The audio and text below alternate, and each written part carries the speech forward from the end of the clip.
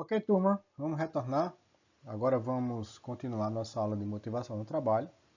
Nossa parte 2 da aula, certo? Parte 2 do vídeo, do vídeo e do áudio, ok? Então vamos lá. Como a gente falou anteriormente, no final da parte 1, nós paramos na teoria clássica de MacGregor e vamos falar a partir dela e concluir a nossa aula de motivação, certo? Então vamos lá. A teoria de Douglas MacGregor é o seguinte, ela fala de teoria X e teoria Y. Essa teoria está relacionada ao estilo de administrar. Quer dizer o seguinte, quando a gente viu Maslow e Herzberg, a gente viu o quê? Que eles falavam quais eram os fatores que geravam motivação nos colaboradores. Um criou uma hierarquia, uma pirâmide, e o outro criou duas categorias, uma associada a fatores higiênicos e outra associada a fatores motivacionais. O MacGregor ele não funciona assim, a lógica dele é diferente, a lógica dele é assim. Ele disse o seguinte, existem estilos administrativos, ou seja, o gestor da empresa, da organização, ele tem uma maneira de se comportar, ele tem uma maneira de fazer sua gestão. Essa forma de gerir pode ser no estilo X ou pode ser no estilo Y. O que é que isso quer dizer? O estilo X, ele acha que as pessoas são preguiçosas, ele acha que as pessoas não têm ambição, ele acha que as pessoas não têm resiliência, que as pessoas precisam ser controladas, que as pessoas precisam estar sob supervisão, que se você não controlar, se você não estiver no pé das pessoas, elas não produzem, que elas não estão muito preocupadas com o trabalho, enfim, ele tem uma visão muito negativa, muito ruim dos colaboradores. E essa visão deixa os colaboradores, obviamente, chateados, incomodados, e não vai gerar produtividade, não vai gerar uma motivação significativa. Por quê? Porque essas pessoas são vistas como pessoas preguiçosas, pessoas que só querem ganhar o dinheiro, pessoas que não querem o bem da empresa, pessoas que não estão nem aí. E que se você não regular, se você não ficar no pé, se você não pressionar, se você não estiver em cima delas, elas não produzem, certo? Então esse é o estilo de visão do gestor para com os colaboradores chamado X, certo? Tem a visão, tem a teoria Y. No Y seria o inverso. As pessoas, elas gostam do trabalho, as pessoas, elas são produtivas, as pessoas, elas têm autonomia, as pessoas podem ser criativas, as pessoas podem produzir sem você ficar no pé dela, as pessoas podem opinar na gestão, elas podem trazer novidades, elas podem aprimorar o trabalho, ou seja, a visão do gestor Y é uma visão mais dinâmica, é uma visão saudável, uma visão colaborativa, é uma visão participativa, é uma visão de que os colaboradores eles podem ser pessoas que evoluem no trabalho, que você não tem que ficar no pé deles, em cima deles o tempo todo para que eles produzam. Não, eles têm uma autonomia para isso. Eles valorizam isso e outra coisa, eles abrem espaço para essas pessoas participarem da gestão, para dar opiniões e para criar estratégias e coisas que possam melhorar a produtividade, que possam melhorar a relação interpessoal, eles valorizam a relação interpessoal. Agora, sempre quando eu comento isso, é muito bom lembrar o seguinte, não existe, pessoal, essa coisa do mundo perfeito da organização, aquele gestor que é gente boa o tempo todo, que está do seu lado o tempo inteiro, que só fala coisas legais, não é isso que eu estou propondo. O que eu estou dizendo é o seguinte, existe um gestor muito rude, mal educado, grosseiro, com uma visão péssima dos colaboradores, certo? Esses caracterizam no X.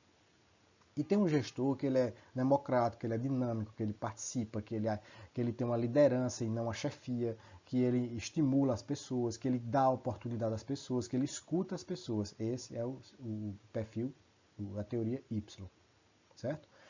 Mas o que eu quero dizer é o seguinte, nem sempre são flores, nem sempre é confortável, nem sempre é agradável, mas é uma característica dos dois tipos de gestão. Obviamente, o tipo de gestão X é um tipo de gestão ruim e que inibe a motivação. O tipo de gestão Y é um tipo mais positivo que favorece a motivação. Então é isso que ele quis mostrar na teoria dele. Então o gestor, a empresa e a gestão e o estilo de gestão que está no perfil X, enfim, as pessoas vão ficar ali um tempo doida para sair da empresa e procurar um trabalho melhor. Enquanto que no estilo Y, as pessoas vão estar ali e vão querer colaborar e vão querer evoluir com a empresa. Entenderam? Então, marquem bem isso aí, porque é uma visão diferente do que a gente viu de Maslow e de Herzberg. Agora a gente está falando de como o gestor conduz o processo. Ok? A teoria de MacLean, a teoria também é uma teoria clássica, ele fala o seguinte, vê só. É muito interessante aqui que ele diz assim, McClellan ele destaca 3 motivos ou necessidades que orientam a dinâmica do comportamento humano. Ele afirma que esses motivos têm relação íntima com a resolução de problemas. Vê só, quais são esses 3 motivos ou necessidades? Necessidade de realização, necessidade de associação, necessidade de poder. Ele diz o seguinte, todo mundo tem uma característica dominante que se enquadra em uma dessas 3, ou realização, ou associação, ou poder. De acordo com essa característica dominante, essa necessidade dominante, esse perfil dominante, você vai ter interesses diferentes em como trabalhar. Vamos pensar em exemplos. A necessidade de realização.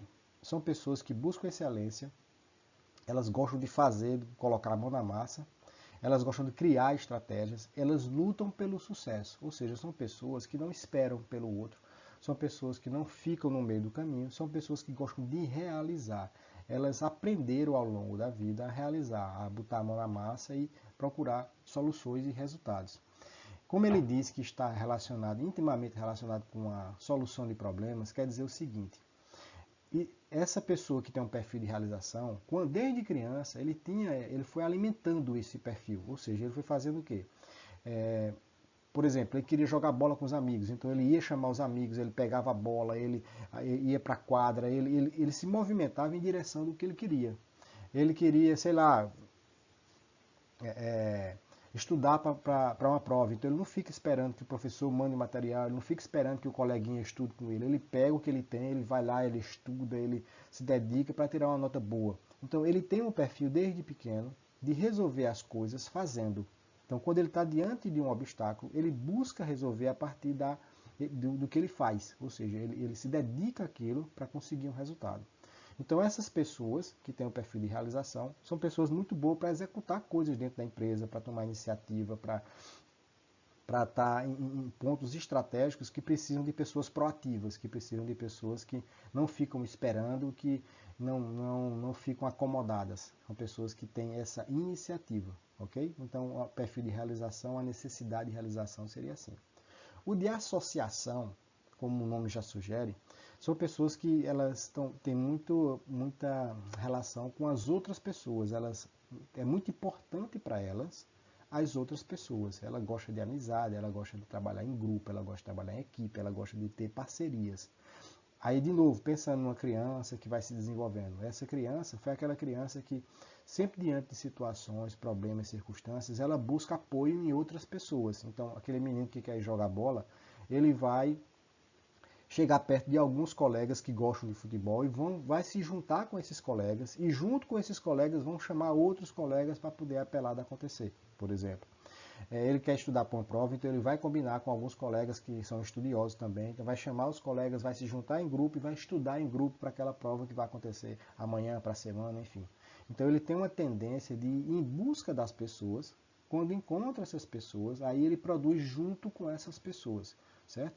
Obviamente essas pessoas vão ser colaboradores que vão estar muito interessados em trabalhar em grupo, em trabalhar em parcerias, em trabalhar sempre com outras pessoas, conectado a outras pessoas. Então, o gestor, percebendo essas características, ele pode alinhar a característica do sujeito com o tipo de trabalho que ele vai exercer. E a necessidade de poder são pessoas que querem exercer influência, persuadir. Elas se comportam sempre em busca de resultados, mas esses resultados elas adquirem através do convencimento. A pessoa empreendedora, ela em geral tem esse perfil, são pessoas que buscam convencer o outro de que aquilo que ela está oferecendo é bom, é vantajoso. Ou seja, eu estou desenvolvendo um novo produto, que ele nem existe ainda, mas eu estou desenvolvendo esse produto, eu estou convencendo as pessoas que esse meu produto é show, esse meu produto vai revolucionar, esse meu produto vai ser muito bom, esse meu produto ele vai se diferenciar no mercado. Então eu estou vendendo uma ideia, certo? As pessoas de poder, elas gostam de vender ideias, elas gostam de fazer com que as pessoas as sigam, ok? Então aquela criança que vai querer jogar bola, ela vai convencer os colegas de que jogar bola com ela ou jogar bola naquele dia é a melhor oportunidade, que a quadra tá legal, que o horário para jogar tá bom, enfim, ele vai criar argumentos para convencer os colegas para ir jogar com eles, certo? Com ele, né? Ela vai fazer uma prova, então ela vai argumentar na prova, ela vai usar a sua persuasão para acertar as questões, ela vai sempre ter essa posição de querer influenciar, de querer, não é controlar, mas é uma forma de controle, de uma maneira ou de outra, mas não é bem controlar. Ela quer fazer com que as outras pessoas percebam suas ideias, achem suas ideias interessantes e sigam suas ideias, certo? Então ela tem uma necessidade de poder, de ter um certo nível de controle, de mandar, mas não é mandar como um chefe, é mandar através do convencimento. Eu acho que ficou claro isso para todo mundo. Então, obviamente, no trabalho, pessoas que têm essa característica vão ser muito boas para fazer um treinamento, vão ser muito boas para negociar, para fechar uma parceria, para participar de reuniões importantes que exigem tomadas de decisão, porque elas vão ter uma fluência, elas vão ter um poder de persuasão mais desenvolvido. Entenderam? E a teoria de Victor Vroom já é uma teoria contemporânea, uma teoria mais recente. Ela diz o seguinte, essa teoria é bem interessante porque eu vou falar agora, vocês vão lembrar do vídeo 1, quando eu falei do sistema de recompensa do cérebro. Ela vai ter uma conexão muito alinhada com isso aí. Vê só, preste atenção. Essa teoria sustenta que a força da tendência para agir de determinada maneira depende da expectativa. Ou seja, vamos alinhar isso aqui. A expectativa que eu tenho do que vai acontecer no futuro vai influenciar e até determinar o quanto eu vou estar motivado para realizar aquela tarefa. Vamos para exemplo que fica mais fácil. Eu quero, sei lá, eu quero trocar de carro. Para eu trocar de carro, eu tenho que acumular um valor X, certo? E onde é que eu vou arrumar esse valor X? Honestamente, eu vou através do trabalho, né? Então, o meu trabalho rende o suficiente para eu acumular esse valor X para poder fazer essa troca do carro? Certo? Então, se o meu trabalho rende o suficiente, se eu tenho a expectativa que durante um ano, por exemplo, eu vou conseguir juntar o dinheiro suficiente para trocar meu carro, então eu vou ter essa dedicação ao trabalho, porque o trabalho pode me oferecer isso. O trabalho pode ser a ponte para eu chegar no que eu quero. Certo? Então, eu vou me dedicar à atividade profissional com o intuito de chegar a um objetivo pessoal, como se eu conectasse necessidades organizacionais com necessidades pessoais. Mas a necessidade pessoal é o ponto-chave. Eu quero juntar o dinheiro para tocar o carro. Se eu quero juntar o dinheiro para tocar o carro, eu vou juntar através do meu trabalho. Se o meu trabalho gera as condições para que eu possa juntar o dinheiro para tocar o carro, eu vou me dedicar ainda mais ao trabalho, eu vou ter ainda mais motivação para trabalhar. Se ele não gera essas condições, aí vai ser o inverso. Eu vou ficar desmotivado, desinteressado, porque o trabalho não me ajuda a conquistar o que eu quero. Entenderam? Então, vê só, tem o esforço individual, o desempenho individual, as recompensas organizacionais. Vê que interessante, esforço individual, desempenho individual, recompensas organizacionais. Ou seja, as recompensas organizacionais vão influenciar no desempenho, que vão influenciar no esforço. Claro, se você gera um valor a mais para uma pessoa, você paga um dinheiro a mais para uma pessoa, a tendência é de que ela faça mais por aquilo ali, porque o dinheiro vai, sim, ajudá-la. Porém, o que vai determinar de fato se ela vai estar motivada ou não são as suas metas pessoais. Por exemplo, a meta de outro colaborador não é trocar o carro, é ser gerente da empresa. Então, a empresa, todos os gerentes são filhos do dono. Tem 3 gerentes, todos os 3 são filhos do dono. Então, ele sabe que ele não vai ser gerente da empresa, porque ele não é filho do dono, então ele não vai tirar, o dono não vai tirar o filho dele para colocar na posição. Então, se ele tem essa expectativa, já está prevendo no futuro de que ele não consegue alcançar essa posição, porque essa posição já está definitivamente ocupada, então ele não vai ter muita motivação. Ele vai estar desinteressado. Por quê? Porque ele não consegue alcançar aquilo que ele deseja, a meta pessoal. O trabalho dele não gera esse caminho para a meta pessoal. Porém, se o gerente que está ali é um gerente de carreira, que é conseguir por mérito, que foi subindo na empresa, parará, se qualificando, etc, etc, e existe mais 2, 3 gerentes, 4, enfim. Então ele vai se esforçar para conseguir os critérios suficientes, a condição suficiente para ocupar essa posição de gerência também. Aí ele vai estar motivado, interessado e se dedicando. Entenderam? Então a lógica é essa. Isso que eu falei lá no circuito de recompensa. O circuito de recompensa funciona como? O cérebro gera uma expectativa de uma situação futura. Se essa expectativa gerar prazer, eu vou ter motivação para ir em busca dela. Se essa expectativa gera desconforto, eu vou evitar e não vou ter motivação para ir em busca dessa condição, dessa situação, enfim. Entenderam? Acho que está claro para todo mundo, né? Vamos lá, vamos seguir.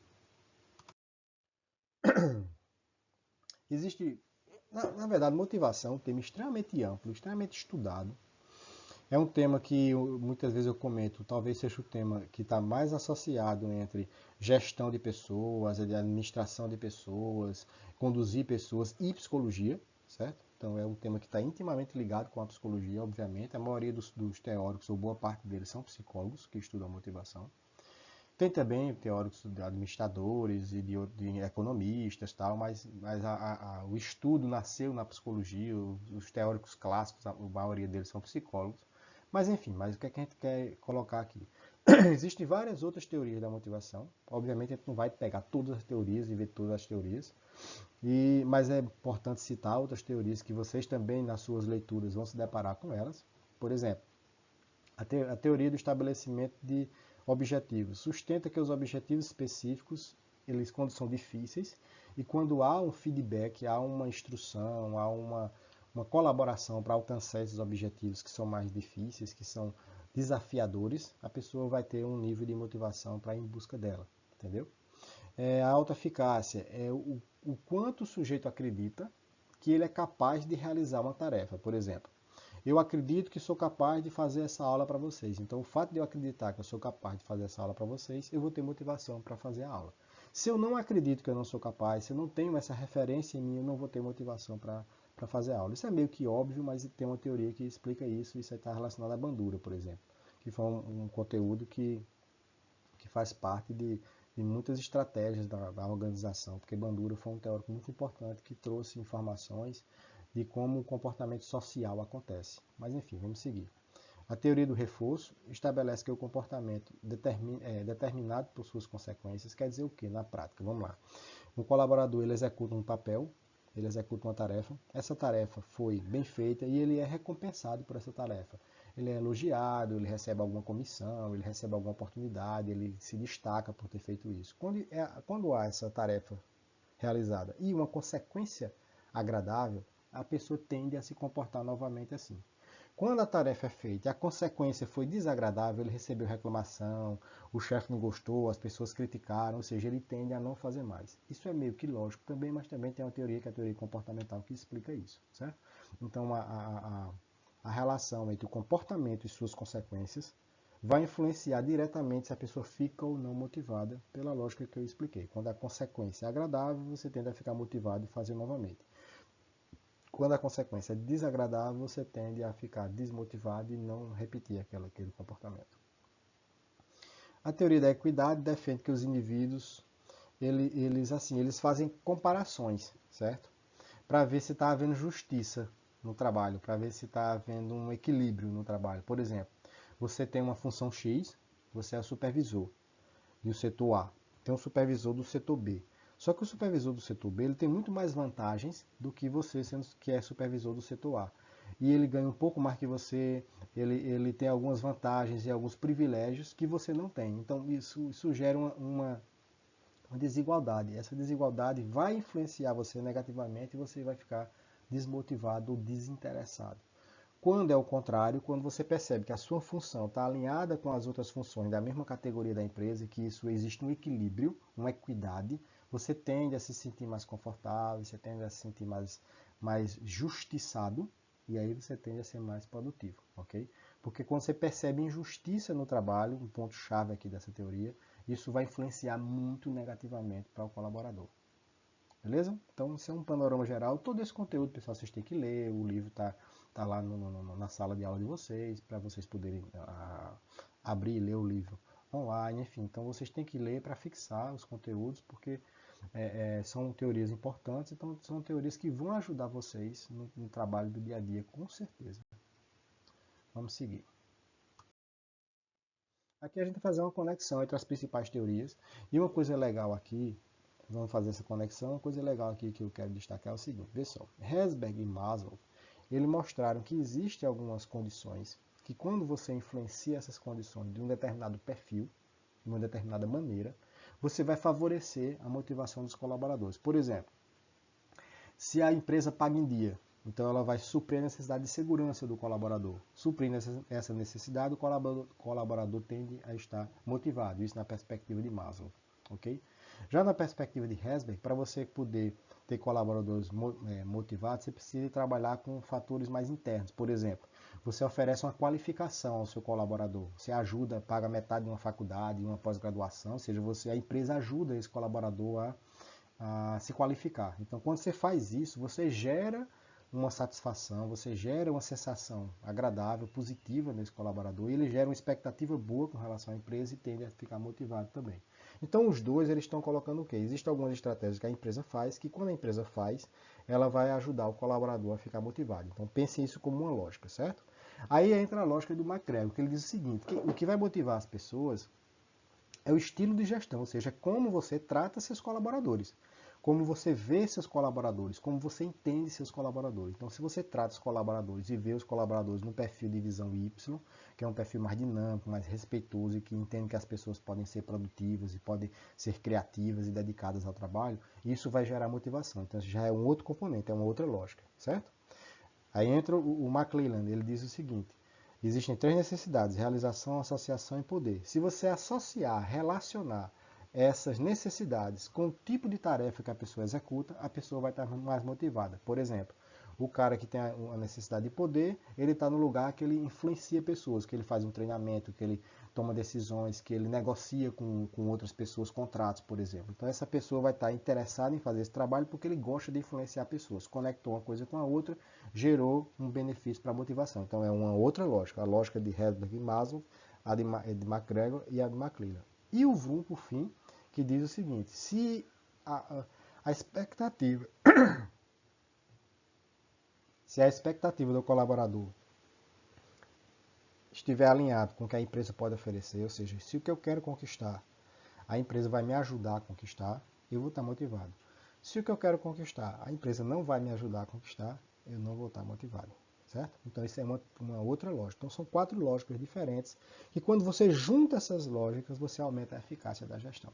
Então essa é a ideia de ter escolhido essas teorias para vocês, entenderam? E agora eu vou falar algumas coisas que quando você vai trabalhar com motivação você tem que considerar, certo? Para que a coisa dê certo. Então veja só, você precisa ter credibilidade, sintonia e respeito. Se isso não acontecer, o trabalho de motivação não vai funcionar. Credibilidade, você tem que falar uma coisa e cumprir. As pessoas têm que entender de que você vai... você está falando sério, que você é responsável com aquilo, você diz uma coisa e cumpre. Se você não tem essa credibilidade, as pessoas não te seguem, a motivação vai por água abaixo.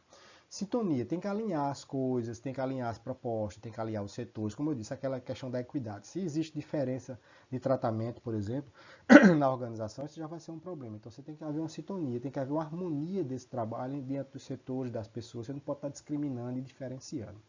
E respeito, eu acho que respeito é a base do comportamento humano. Uma das bases do comportamento humano. Se não há respeito, se não há uma conduta respeitosa perante os colegas, se você não trata bem, se você não trata bem essas pessoas, se você não considera os direitos que elas têm, elas também não vão seguir, não vão estar motivadas. Então tem que estar alinhado essas 3 coisas: credibilidade, sintonia e respeito. Outra coisa essencial para você trabalhar e estimular a motivação, as tarefas, o trabalho precisa estar conectado com os objetivos individuais, a gente já falou disso, certo? Algumas vezes. Então, se o trabalho não me ajuda a alcançar o que eu quero, eu não vou estar um cara motivado, interessado. Isso tende a cair, certo? Isso falando a maioria das pessoas, certo, pessoal? Existem exceções para tudo.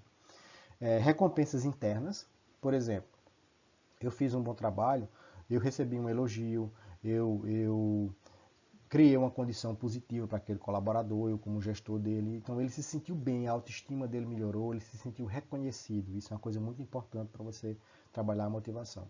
E a recompensa externa, né? A pessoa quer ganhar dinheiro, né? A pessoa quer ter uma posição, a pessoa quer ter uma hierarquia, então ela precisa daquele dinheiro para trocar o carro dela, como eu citei no começo, para ela fazer a feira dela, para ela poder comprar a geladeira e saber que vai poder pagar as parcelas. Então, assim, o dinheiro em si, ele para muitos teóricos não é considerado motivacional, para alguns sim, para outros não, mas ele é necessário para a produção. Então ele está dizendo aqui que não é o dinheiro, não é o interno e não é o objetivo, são os 3. Eu preciso buscar alcançar objetivos pessoais, a empresa precisa me ajudar nesse caminho, ou esse meu caminho, a empresa faz parte dele. eu preciso me sentir bem e satisfeito com o que eu estou fazendo, e preciso de ganhar meu dinheiro, de ter minha posição profissional e financeira. Se isso não acontece, de novo, os resultados vão lá para baixo, a motivação tende a cair. Tá claro? E aqui, para a gente finalizar, eu vou citar uma pesquisa que foi feita em 2009 e ela tem um resultado bem interessante. Ela diz o seguinte, vê que dado interessante.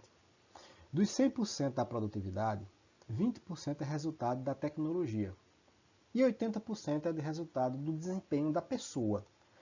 Mas, professor, a tecnologia domina tudo. Sim, mas alguém opera a tecnologia, né? Então, é isso que eu quero dizer. 80% da produção é relacionada ao indivíduo, às pessoas. Mesmo que exista muita automação. Porque se existe muita automação, alguém tem que fazer a manutenção, programar essa automação. Se não houver pessoas, se não existirem pessoas fazendo isso, a automação não funciona, certo? Então, agora a gente pega só a produtividade, certo? Dos 100% da produtividade, 30% depende da capacidade. O que é que eu quero dizer com isso? Eu só posso dar aula de inglês se eu sei inglês. Se eu não sei inglês, eu não posso dar aula de inglês. Então, eu dependo da capacidade de conhecer o assunto para poder fazer aquilo ali. Então, se eu sou psicólogo, então eu devo ter a capacidade de falar sobre motivação, por exemplo, porque faz parte da minha formação, da minha qualificação, certo? Então, 30% do meu comportamento depende da minha qualificação, ou seja, eu sei ou eu não sei aquele conteúdo. Porém, aí é que está interessante, 70% da produção do trabalhador depende da motivação.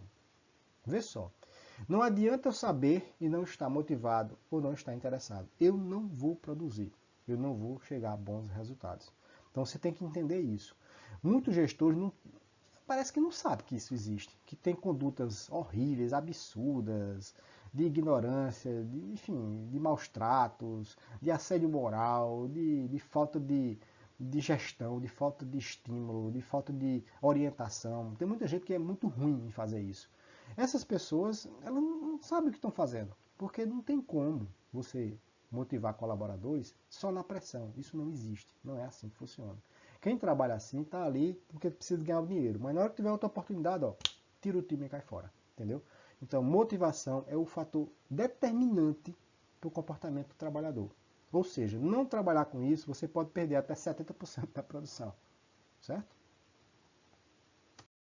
Aí vem que interessante.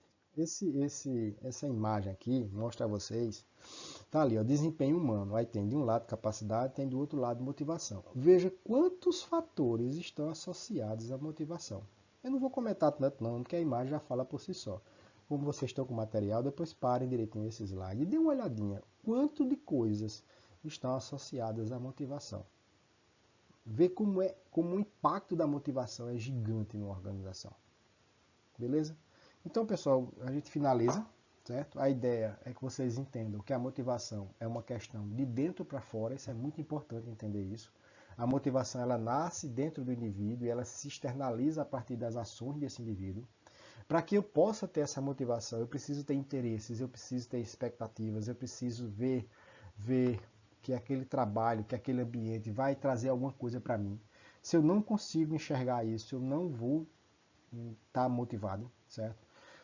Outra coisa importante que a gente fala muito, vamos motivar as pessoas, vamos fazer um treino de motivação. Na verdade, as pessoas não motivam pessoas, certo? A gente estimula as pessoas. Então eu posso estimular vocês procurando fazer a melhor aula possível, mas eu não posso garantir que vocês estejam motivados, porque a motivação é de vocês, a de motivação é de dentro para fora. Então os estímulos vão ajudar, mas a motivação ela é interna. Então eu tenho que criar condições para que as pessoas percebam que vale a pena e aí ela vai em busca da realização das coisas, certo? Isso para qualquer campo profissional, não interessa se é administrador, se você trabalha com qualquer outra profissão, se você, sei lá, trabalha com tecnologia, se você trabalha com engenharia, se você trabalha com negócios imobiliários, se você trabalha com telecomunicações, não interessa qual área que você vai trabalhar.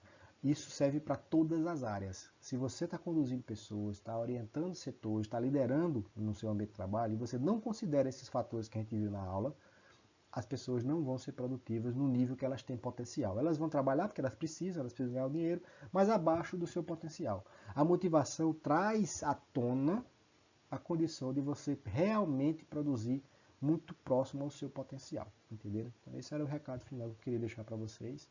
E aí a gente fecha a nossa aula de motivação e vamos dar sequência nas semanas seguintes com os próximos conteúdos. Valeu, pessoal. Abraço para todo mundo.